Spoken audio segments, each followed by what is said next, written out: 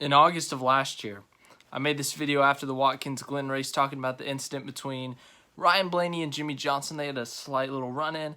And after that, whenever there's been an incident between two drivers on the track or a unique circumstance, like, for example, Kyle Busch versus the media in Las Vegas last year, after the race, I will make a video talking about the situation, the different standpoints, like how you could view it and stuff, and then eventually I will give my stance on it. So that's what we're going to do today with what happened in yesterday's race when Chase Elliott was wrecked by Kyle Busch, and it's caused a lot of talk in the NASCAR world. Obviously, Chase Elliott, the most popular driver, that is a fact. He's won the most popular driver 2 years in a row. And Kyle Busch, arguably the most villainous, most hated driver. Logano could make a case, I think, for most hated, more than Kyle, maybe. I don't know, but definitely, it's a headline. If you read Chase Elliott versus Kyle Busch, that'll turn a lot of eyes, not just from NASCAR fans, but maybe if you watch NASCAR a little bit, you see those two names, you're like, oh, they have a rivalry, okay. But we're gonna talk about it. Let's first talk about the incident. Chase Elliott on 4 fresh tires, coming off turn 4, coming down the front stretch, and Kyle Busch is on the inside of him. Chase Elliott has a big run, catching up to Hamlin. There is a gap behind Elliott to Harvick, and Kyle Busch wants to get up there so he doesn't get trapped on the inside lane and gets ran over by 4 or 5 guys, lose a bunch of positions. Kyle Busch, looking in his mirror, goes up, hits Elliott, wrecks him. There is no other way to say this. Kyle Busch wrecked him, and it was not clean at all. This was not a racing incident, I would say. It wasn't intentional, so it wasn't dirty, but it was ugly. Okay, that's not a question. It was ugly.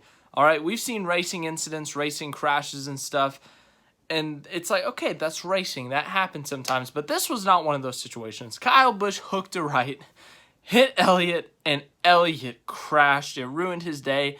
We've all seen Elliott's response at this point. He flipped him the bird, the good old bird, I guess. I don't know what they call it. But yeah, Elliott has every right to be pissed off. He has every right to be mad. That middle finger, I would say, was justified. He's not going to get fined for it. We got a lot of things we're going to talk about today. We're going to talk about fans. We're going to talk about a variety of things that go with this. But first things first, did Chase Elliott deserve to be fined? People were saying he walked onto the track. I want you to look at the video. I might be showing it over this. He is standing below that yellow line, like 10 feet at most away from the emergency vehicle. He did not walk up to the track. He did not run up to the track. He was nowhere close to the cars that were on the racing surface. So he can't get fined for that. The middle finger, it is an obscene gesture, yes. But, you know, we see it so often. Like, you will see on TV. We've seen Brad Keselowski flipping off Kurt Busch when he's multiple laps down. We've seen Kyle Busch in the Daytona 500 this year flipping off Joey Logano, like, out of his window and stuff. So we've seen it on TV before, and those guys haven't gotten fined. So I don't think you can fine Elliott here. The one time I can think of someone getting in trouble for it is when Kyle Busch flipped off an official.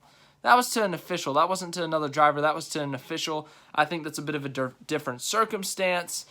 So a lot of people are saying, oh, it's a golden boy rule. He's not being fined because he's NASCAR's golden boy.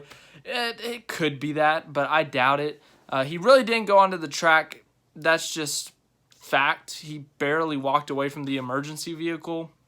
And then as for the middle finger, as I said, drivers flip off drivers all the time. It's seen on TV. You can see them stick their hand out the window and saying, flip off, flip off, flip off. You know, you can see it. It's not hard to miss, you know. You can see it.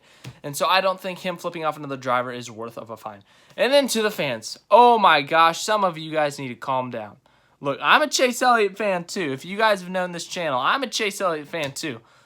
But to go out there and say Kyle Busch is the worst driver in the history of NASCAR, to start, like, threatening him and stuff, okay, you guys need to chill out, all right? Kyle admitted it was a mistake. Okay, just calm down for a minute, all right? He made a mistake. Was it stupid? Yes. Did he make a stupid mistake? Yes, that's what we just said, all right? But there is no need to go on your social medias and send him death threats and stuff over a race, all right? Look, let them settle it. Like, you can be mad. You can be pissed off. I'm not happy. I'm a Chase Elliott fan. I'm not happy with what happened. But there's no need to attack Kyle Busch personally. There's no need to go at him personally. There's no need to threaten him. That is just absurd and childish, if you ask me. You can be mad. It's a part of being a sports fan. You can get mad and stuff. But to threaten and stuff and call him the worst driver ever, I think that's a bit immature. You can say he made a dumb move. You can say he sucked in that 5 seconds. I think that's reasonable.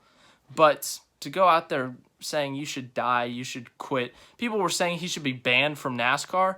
Trust me, there have been much worse things that have happened in NASCAR. Matt Kenseth wrecking Joey Logano. I remember Casey Kane wrecked Danica going into 1 and 2 at Fontana.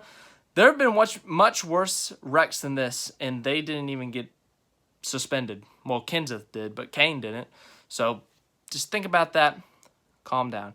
Now to some more opinion stuff.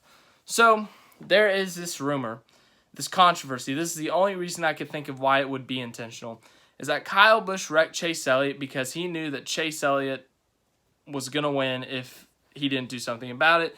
It is the Toyota 500. The Toyotas were running 1-2, and a Toyota wrecked a Chevy so a Toyota could win when the rain came.